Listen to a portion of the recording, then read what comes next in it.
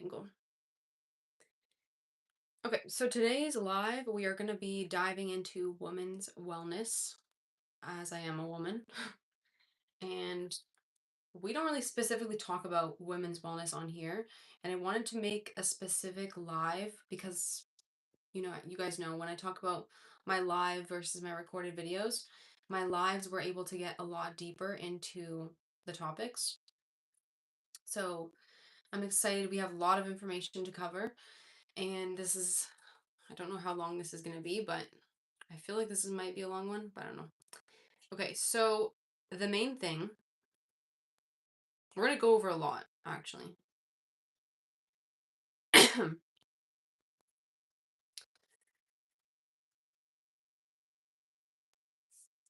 So, first we have to acknowledge that we have a cycle, and as women, we know that that impacts our energy levels, our mood, and we need to accept that there's going to be changes throughout the month. And the best way to optimize this for health is to understand those changes and then to prepare for them. Okay, it's pretty simple. So, what is a healthy cycle? A healthy cycle is a regular cycle. That means it's predictable. So, some women have it every 28 days. Some people have it every 26 days. Some people have it every like 32 days, even stretching over to like 35 days. I've had months where it's been, I think the longest duration was like 35 days, maybe 36 days, which is a little bit irregular for me. So my usual is like 28 days, 28, 29, something around there. And so the most important thing is just to acknowledge what is a healthy cycle. What is the healthy what is the optimal and healthy way to go through this cycle? And what does healthy menstruation look like? And I know this is not a topic we talk about, but I wanted to get into a little bit of detail. And usually with your cycle, you're supposed to only be menstruating for 3 days. Okay, that's the healthy cycle. It's 3 days. If you are doing longer than that, so 4 days, 5 days, 6 days, 7 days, 8 days, 9 days, there's a disbalance. There's a not a disease, but there's a dis ease. So ease means there's like ease in the body, and then dis means there's a dysregulation within that ease. So there's something wrong there. And there's also 2 tablespoons of blood you're supposed to be releasing and or getting rid of. And if it's more, which most people, I don't know anyone that's really 2 tablespoons of blood. So you can kind of tell just from the health statistics of what your period should be like and how women are not having those types of periods. And then you can also see how that impacts the rest of their period and their luteal phase and their mood swings or their irritability or their lack of like their concentration problems, their focus, brain fog, headaches, cramping, obviously, all the symptoms that women experience, these are all going to be factors of an unhealthy cycle or an unhealthy rhythm, unhealthy let's just say menstrual cycle. So just more of an unhealthy body. And it's not specifically um like you're doing something wrong right now, but there's just it's a door, it's like we're opening the door to know that there is help for you. There is possibility for change. There's possibility for some improvements in your health and your mood and your energy. Because if I give you a solution, that gives you power. If I say there's nothing wrong with you, there's nothing that you can change, this is all natural, this is normal, then I take your power away. So, although this video is a little bit controversial with my opinions and what I'll be saying in this video, I do think this is so important because it brings the power back to you. And I always say this with my clients is if we discover a deficiency, like this is an example, I don't test for deficiencies, but if your doctor discovers a deficiency, you should be joyful because now you can fix something. If you are having very low energy and you discover you have a B12 deficiency, now there's something to be excited about because guess what? You're not going to feel low energy anymore because you know what to fix. So it gives you the power. right? We want to give you the power instead of taking the power away. A lot of the times, doctors are taking your power away by saying there's nothing you can do.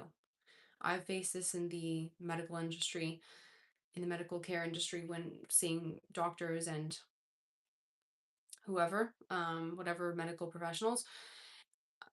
So it's something to just be aware of. Where How do you feel after an appointment? How do you feel after learning information? Do you feel empowered or disempowered? And that's kind of a telltale sign. But that's my controversial opinion. Okay, so we know what a healthy cycle is. It's something that's regular. So every month it should be within a certain days. It's going to be low amounts of blood. You're not supposed to be bleeding through during the night. Like if you have a pad on and you're bleeding through the pad while you're sleeping and it's a good sized pad, there's something wrong there. If you are bleeding for 6, 7 days, there's something wrong there. Even if you're bleeding for 5 days, again, a healthy cycle is 3 days. Again, there's something that you can fix, something that you can change. And it's not that you just want to change so you can have a shorter cycle. It's you want to change it so that you can see the health effects and the health benefits in all areas of your life. Because obviously, if there's a little bit of toxicity or there's a little bit of hormone disruption, if you change it in this area or whatever area you're changing in, you're going to see the effects kind of dominoing in all areas. You're going to see benefits in all areas. So that's the greatest thing about anywhere in health. If you're targeting, let's say, cavities or you're targeting your oral health, you're going to see benefits in the rest of your body. If you're targeting inflammation for joints, you're going to see benefits in the rest of your body. If you're targeting hair growth and you're eating those good vitamins and a whole foods diet, you're going to see benefits in the rest of your body. So anytime that you're caring for your health, you're going to see benefits in other parts of your body. So this is quite literally why health is so multi-dimensional, and that's why we always talk about all dimensions of health. One thing you guys have mentioned to me that as I speak too fast, so I'm gonna take a sip of water and try to slow things down.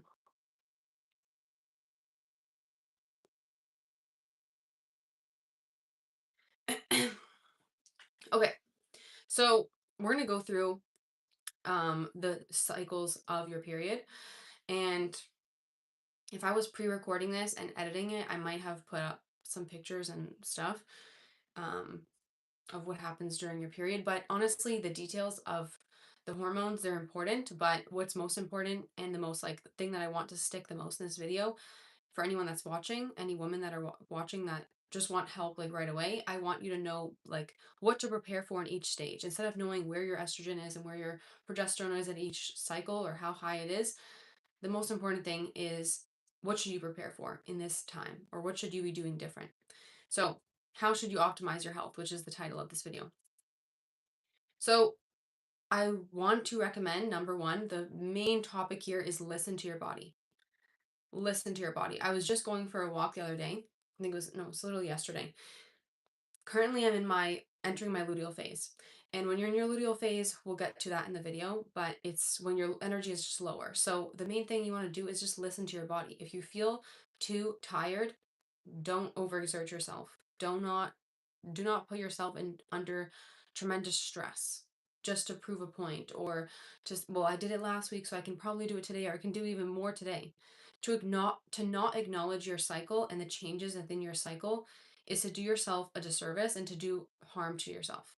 Because imagine if I was working out in my follicular phase or my um ovulation and I was lifting a certain weight and doing a certain exertion of energy. And then when I got to my luteal phase, I was thinking, well, that was last week, so I must have built more muscle. I can do more now. And now I'm putting more stress on my body when I'm in my luteal phase, when my body's just tired. So now if I don't give myself a break and if I don't give myself any grace and I'm too hard on myself, I'm going to overexert and feel drained, feel burnt out. So we never want to push ourselves into burnout. And also too much pressure, mental pressure, emotional pressure. That's just not healthy, obviously. So let's just avoid that. Okay, so moving into what I was saying with that with the walk I had is I felt tired and I knew okay it's because I'm entering my luteal phase. Let's just end the walk early, which I'm normally used to doing a longer walk or I'm used to doing bursts of running. I do kind of interval walk and runs, so I'll do like a nice nature walk and then I'll do like 30 seconds or a minute of running, and then I'll do back to walking, and then I'll do back to running, back to walking. So I'll kind of just interchange between the two. And then I will also do like bursts of sprints. So I'll just do like a short distance of sprint when there's like no one on the path and there's no one obviously like in the way and it's not too busy. I'll do the sprints and then I'll just go back to walking. Like I'll kind of interval it out based on how I feel in my body. I'm not going to push myself so hard to the level where I'm passing out and I'm dizzy. Okay. So you want to challenge yourself. Challenge is amazing, especially for certain times of your period, which we'll get to. But you want to choose the time based on where you are in your cycle. So, moving into the phases of the cycle, there's the menstrual phase, which is obviously the start of your menstruation. This is day one through, typically for most of the population, it's typically day 1 through 7. I would say maybe 1 through 5, 1 through 6. Um, this is when you're bleeding, obviously, and your energy is going to be lower and you might have difficulty concentrating. You might just feel a little bit irritable. You might just feel not really ready for huge amounts of exercise or very difficult problems or exertion of energy, high exertions of energy.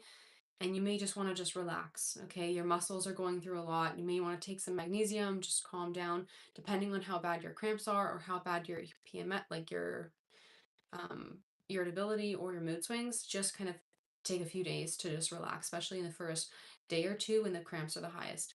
So you're just taking it easy. Okay. If you are flexible with your work schedule and you're able to take days from home, this would be the time to take them, as well as your luteal phase, which we'll get into.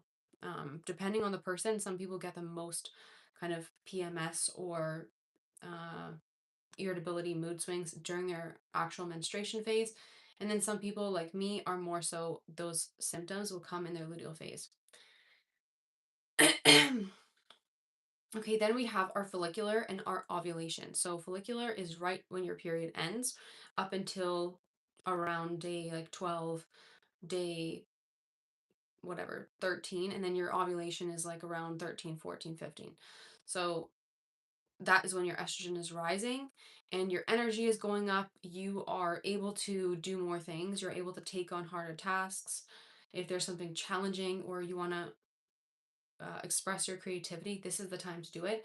This is the time to dive in and maybe like start a project that you wanted to start or get something cleaned out, whatever you want to declutter. Just attacking tasks that require more energy, more focus, okay? Because your focus is more clear. You have more mental clarity. And this is also where you feel a heightened feeling of attractiveness. Like you're going to feel better about yourself. You're going to, obviously, if your energy's up and you feel like you look better, you're going to have a more, let's say, expressive, um, talkative. You're going to be more just energetic. You're just going to be more able to socialize, more able to go out, do more tasks and what's it called? Events, or not events, but social situations and stuff. You're just going to feel more alive and ready. Okay. And then you may feel some ovulation pain in these times. So, one thing I like to just inform everybody. So, one thing is like if you're feeling pain and it's like you're day 14 and you're like, my period's not coming up, why am I feeling this pain? It could be your ovulation. So, you'll feel it on one side. So, you have two ovaries and then one of them will ovulate an egg, release an egg. And that's where you'll feel like a little bit of a pain, depending on the person. Some people don't feel any pain, some people feel quite a bit of pain during ovulation. So, it's just something to be aware of what's happening. I think the first thing is just informed knowledge. Like, you just want to be knowledge. You just want to have all the knowledge you need for this before you make any changes or before you know what's normal, what's not normal, what's okay, what's not okay. Um, it's better just know what could possibly be happening right now. Okay, it's just the best option is just be as knowledgeable as possible. And then we have our luteal phase. So luteal phase is my like war zone and it's what I prepare for the most. And preparing for your luteal phase could mean a lot of things. It could mean you are maybe taking some ashwagandha to calm down. Maybe you're meal prepping so you don't have to worry about exertion of energy cooking. Maybe you are prepping some snacks because you know this is when you like binge eat the most or when you reach for the most unhealthy snacks and you want to keep staying on your whole foods, less processed foods diet. This would be the time to kind of prep and prepare yourself because your cravings are going to be going up.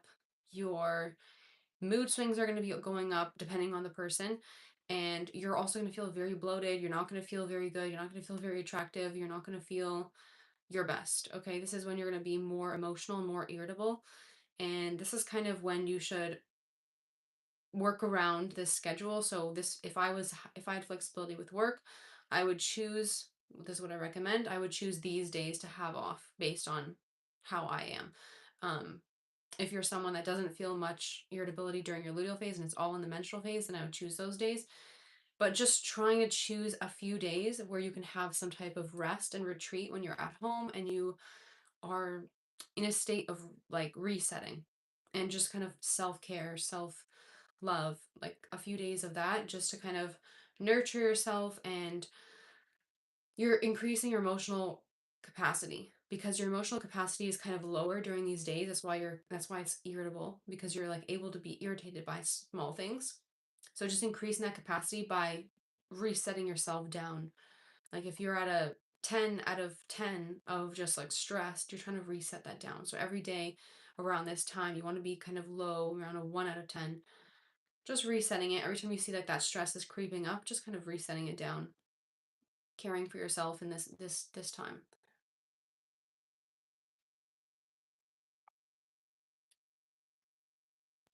Because this is the time where you are going to feel bloated and you're not going to feel very attractive, this is not the time to sit in front of the mirror and criticize and critique things about yourself. There's no time for that at all, actually.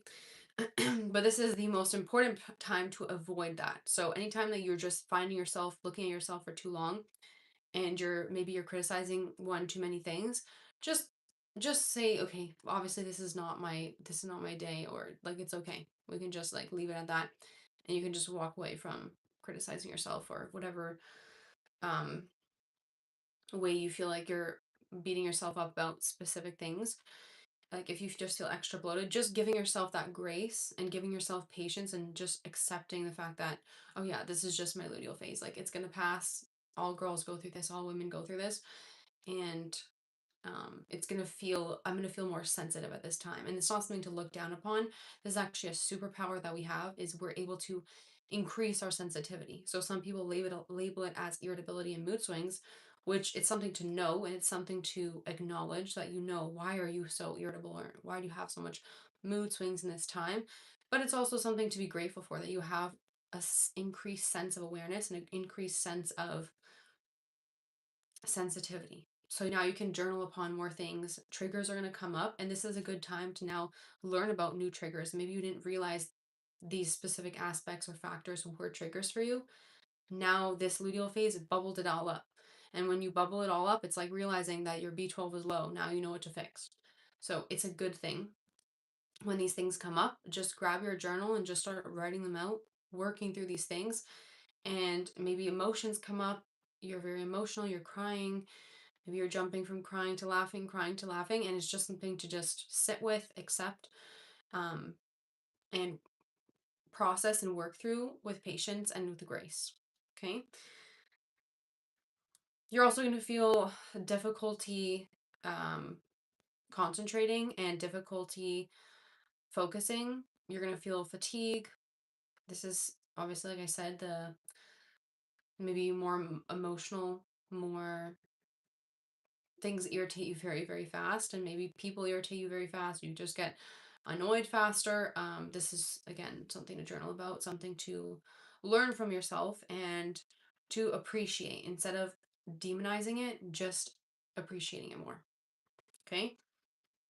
So, how to prepare for your luteal phase? I prepare for my luteal phase like as if I'm going into war because it's better to be over prepared than under prepared and run into problems later on. So, I like to prepare myself by sleeping when I want to sleep. So if I feel like I need to sleep 9 hours, 8.5 hours, then I'm going to sleep for 8.5 hours.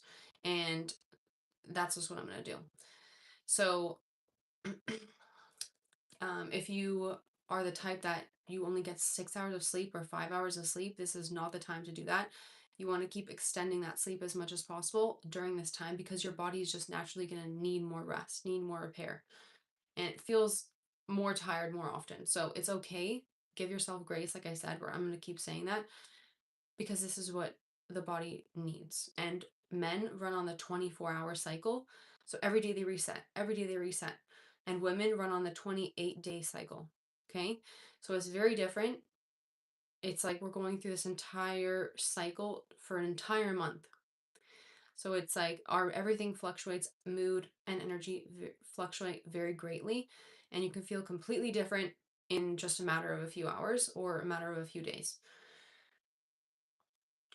Another thing to note is to prepare for your luteal phase and prepare for your period, you want to be having as much anti-inflammatory foods as possible. So, well, not as possible, but just like this is where you'd increase your anti-inflammatory foods, your omega-3s, your maybe you're having like turmeric, some magnesium to help with muscle cramps. This is the best time for that. And you can eat some nice omega-3 rich foods, your fish oil, like your fish oil supplements, or you can just get the like sardines, wild salmon, the sockeye salmon, the wild salmon, those are the best ones. And some mackerel, just those are the lower mercury, higher omega-3 fishes. Okay, so did I say omega-3? Omega-3 and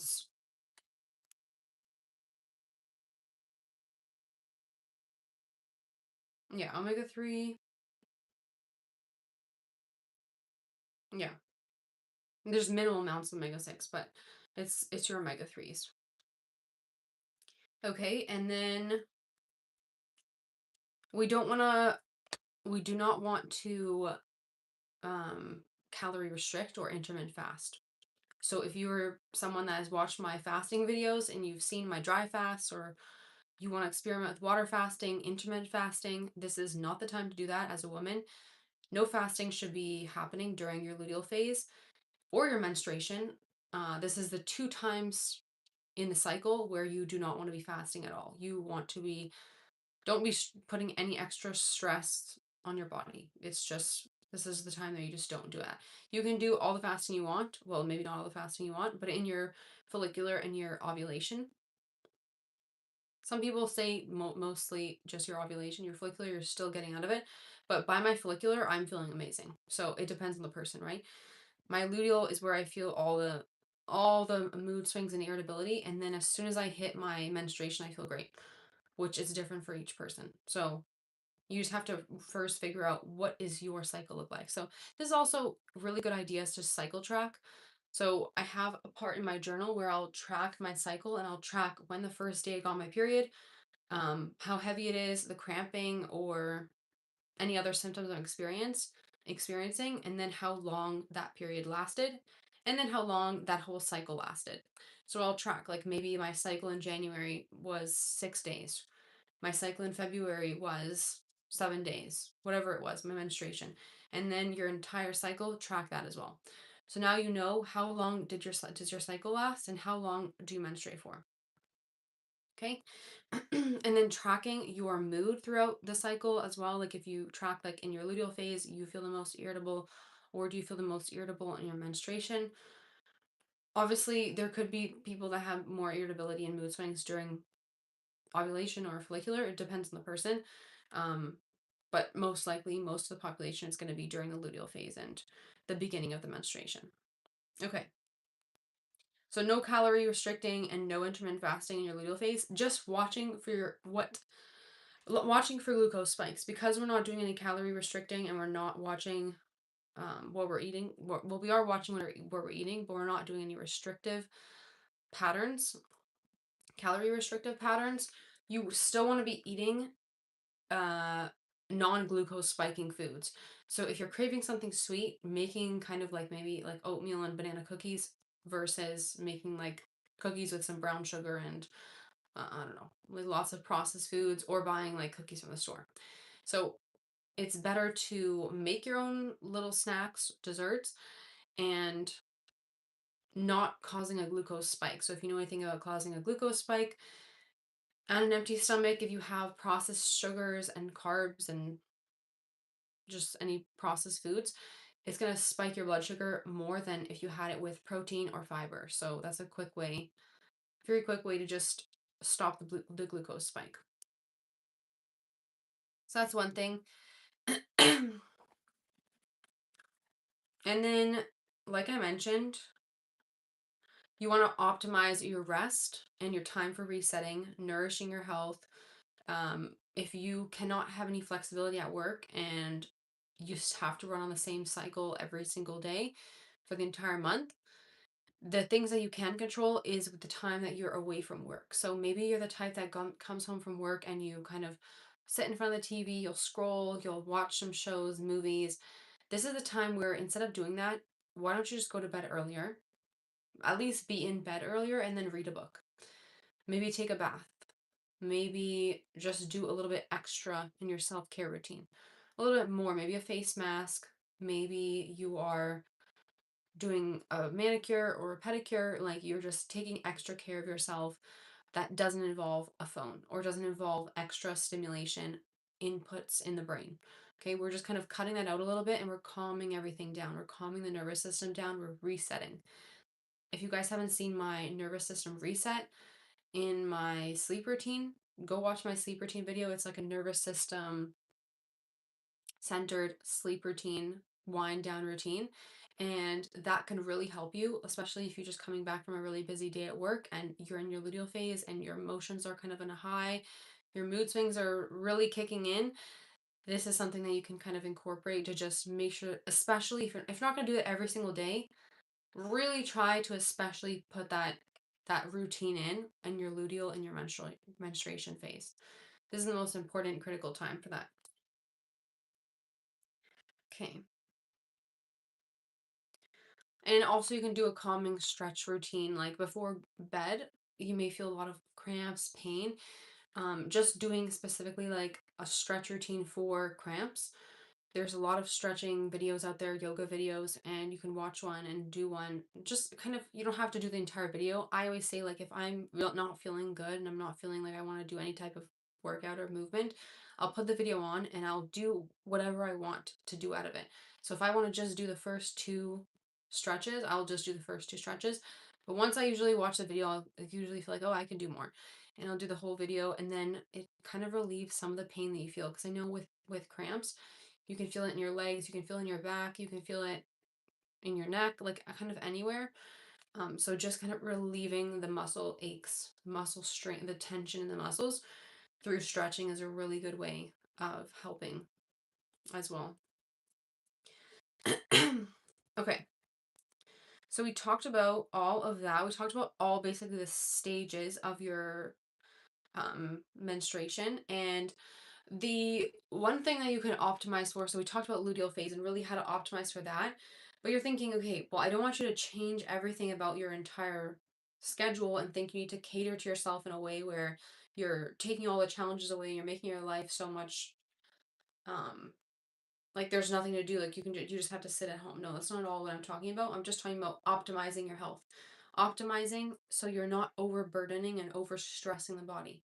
Because stress, emotional and mental stress leads to physical stress. So that can cause physical problems, physical ailments, diseases. We want to prevent that. So it all starts with reducing your stress, your mental load. Okay, emotional stress, we want to reduce this as much as possible. There's a lot of videos I have for kind of how to get through that and how to work through that. If you guys feel like the emotional stress or the mental stress is too much, there's a lot of hours and hours of free content on my channel about mastering your mindset and mastering your emotions. So you can definitely watch those videos.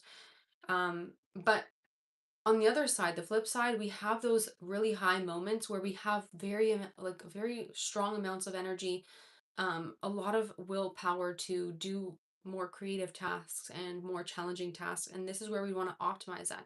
So if you have to do a task, let's say you want to clean out the whole basement, this would be the time that you do that in your ovulation and your follicular phase. So you'd want to schedule it in. So if I'm looking at my calendar, I know I'm I just had my period. I'm no I'm gonna have to wait like maybe a week, and then I can schedule in a very hard, challenging task, just so that I give myself that grace. I can do it earlier. I can do it in my luteal phase, but if I do feel too stressed, or if I know that this specific task or the conversation with this specific person really stresses me out and is a trigger for me, I'm not going to push myself to point of exhaustion and burnout. Okay? This is just about having patience and having more ease with yourself, more like love for your body, love for what's happening, that it's okay that you have this irritability, it's okay that you have these mood swings, just understanding why they're happening. It's fluctuation in hormones, and it's okay. So kind of scheduling in stressful conversations, big jobs, whatever you need to do, conflicts, tackling big courageous tasks during that specific time, so your follicular and your ovulation, and then not kind of scheduling around your luteal and your menstruation. Okay, so and like I mentioned, also working with your triggers during your luteal phase. Journaling is especially important during these phases, in terms of emotional work. This is a great time to do that deep emotional work. And then, usually, when your ovulation comes and your follicular phase comes, you don't feel like diving into those emotions. So it's okay. You can just kind of leave those, and you're just going to be focusing on things, ideas that you have, plans that you have for yourself, maybe personal plans, professional plans, business plans, financial plans, whatever it may be, all these exciting ideas, creative ideas, this is where you want to nourish those. So notice maybe you don't want to listen to any sad music. You're like, I feel great. I feel fine. I feel very energized. So keep nourishing that energy, keep nourishing that side, and that builds momentum. And you can utilize this momentum to get that stuff done, get the work done that you need to get, and almost like prepare for your lower energy states by not overcompensating too much where you're burning yourself out during your follicular and your luteal, I mean in your ovulation, but just optimizing that time so that you can now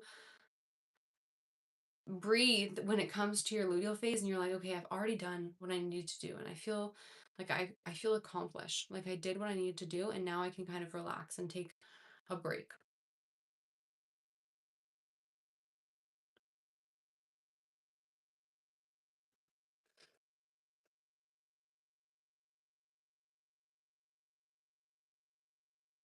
Okay, so with everything that I mentioned, it's going to become a habit, and it's going to become second nature. With me, myself, I know when my luteal phase is coming. I can feel it. I don't even have to look at my phone. I track it on my phone, but I don't even have to look because I just know how my body feels, and I'm so much more in tune with that. Like I said, I went for that walk.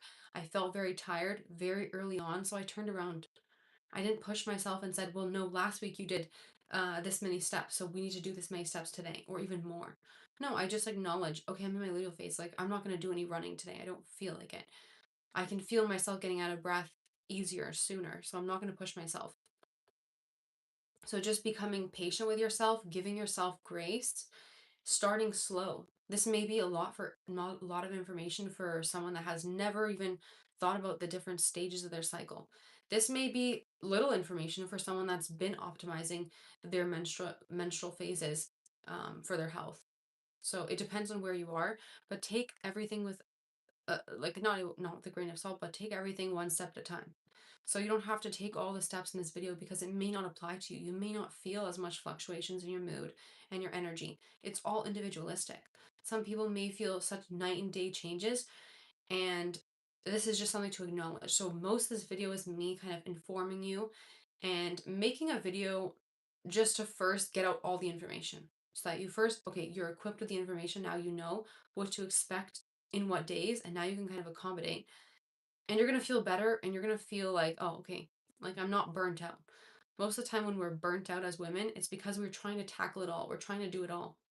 And I see this anytime I've had a woman, as a client versus my male clients. I can see that women are more drawn to wanting to do it all, they're wanting to be it all.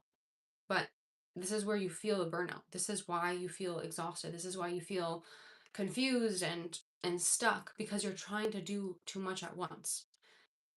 Our anatomy and physiology is just not armed and built the same way. We can't do it all in one day, right? We have this beautiful cycle for a reason. Cycles are amazing. Think about the planet and think about that we have winter, spring, summer, and fall. And this is exactly what our cycle is also representative of. So the winter is our menstruation, the spring is our follicular, summer is our ovulation, and the luteal phase is fall.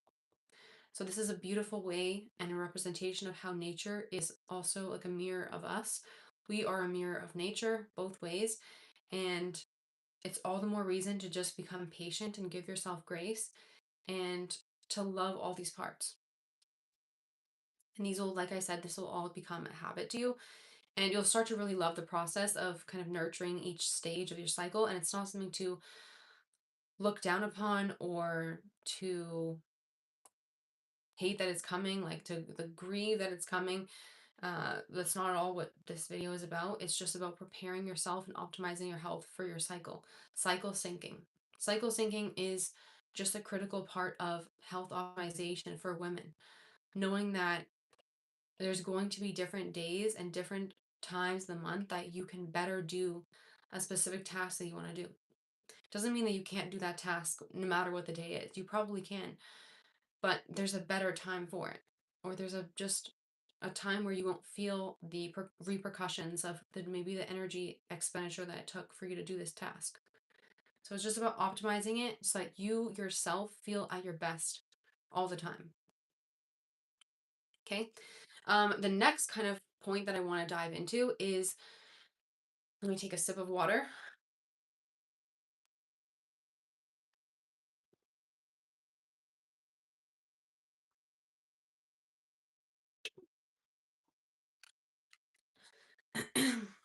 Okay. The next point that I want to dive into is, like I mentioned in the beginning, the more you know and the more knowledge you're equipped with, the more you're able to change, or you're more able to affect the different, like I said, when you're most tired is in your luteal phase. Okay. And if you know that you're most tired in your luteal phase, you know that you want to sleep the most. Okay. Well, if you never knew that and I said, no, it's normal, you can feel, you're just gonna feel as tired, there's nothing you can do, that I take your power away, and now you're gonna sleep the exact same amount. Let's say you get 7 hours of sleep every night. You're gonna sleep 7 hours on the luteal phase when your body really requires 8 or 9, maybe 8.5. And you're not going to give yourself that because someone took your power away by saying there's nothing you can do. So what I believe in, the controversial part of this video, is that I believe that you can change these certain things. If your cycle is 7 days and you are bleeding way more than 2 tablespoons, I believe you can change that. I believe that there's certain methods you can do, whether that be fasting, detoxification, incorporating more anti-inflammatory lifestyle factors and decreasing inflammatory lifestyle factors and habits. You can make changes in your health. You can make changes within your menstrual cycle, and you're going to see the changes within your mood. You're going to see the changes in your energy. You're going to see the changes in the physical, like symptoms of your period. It's going to be shorter. It's going to be less. It's going to be less painful. Cramps, although they are normal, it does not mean they're healthy. A lot of doctors and the entire society confuses normal with healthy.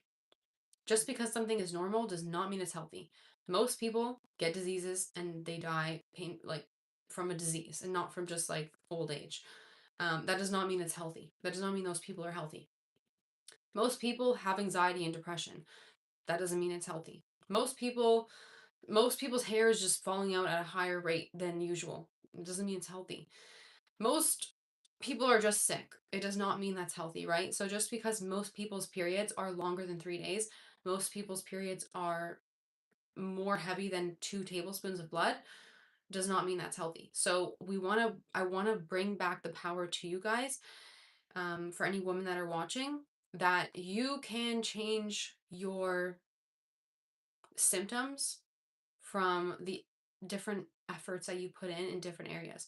So I don't want to get into too many healing protocols for your cycle, but a few things that you can really do is to just reduce inflammatory factors in your life. That's your drinking, your smoking, processed foods. Those are the most important. Incorporating more anti-inflammatory health protocols and habits, which is sleeping your adequate amount of sleep, 8 hours. You guys know I have lots of videos about sleep. I very strongly believe in going to sleep. Um, more important than going to sleep at a consistent hour is waking up at a consistent hour. So even if I get less hours of sleep, I will wake up at the same time, around the same time. Like you'll never really see me waking up at 9 a.m. or 8 a.m. I will wake up at usually 6 to 7 a.m., sometimes 7:30, but it's usually a very consistent time because I'm waking up with the sunrise, and that's just when the sun rises, and my body just knows when the sun is rising because I expose myself to the sunrise and I get outside. So the best way to optimize your sleep is to optimize your wake cycle.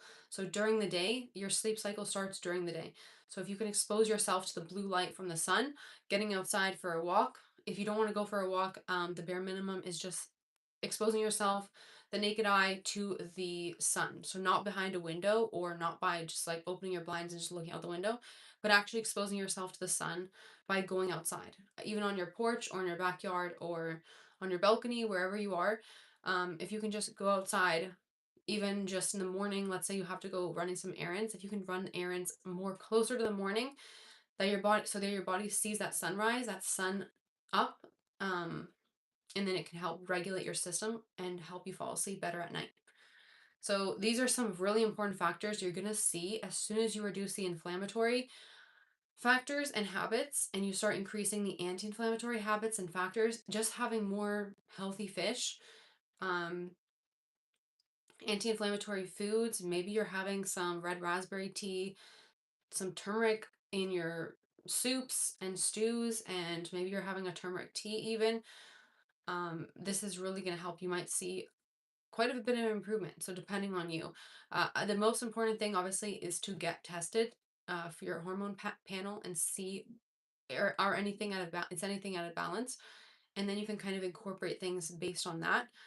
But the small adjustments you can do that I feel very confident recommending is just increasing your anti-inflammatory things, which is eating whole foods, and then decreasing things that are inflammatory for you, which is your processed foods. So decreasing how much processed foods you have. You're going to see the most improvement if you decrease them down to zero. I've said this in a past video, but people don't see the effects of decreasing processed foods because they just decrease them. They don't actually take them out. Once you take them out and you're at zero processed foods, you're going to see, wow, I feel completely different. My health is completely different, and my skin is completely different. It's glowing. It's like I don't have dark circles. It's just going to be a completely different ball game. Like you guys don't realize the effects of taking out processed foods until you finally do. And I always encourage people to at least take out processed foods for just at least a week so that you can see the effects. So it's not just someone telling you, "Oh, you got to do this, you got to do this." It's more so you know the effects. You know how you're going to feel without them. So now it's just easier for you to implement these habits because you know how good you're going to feel without them.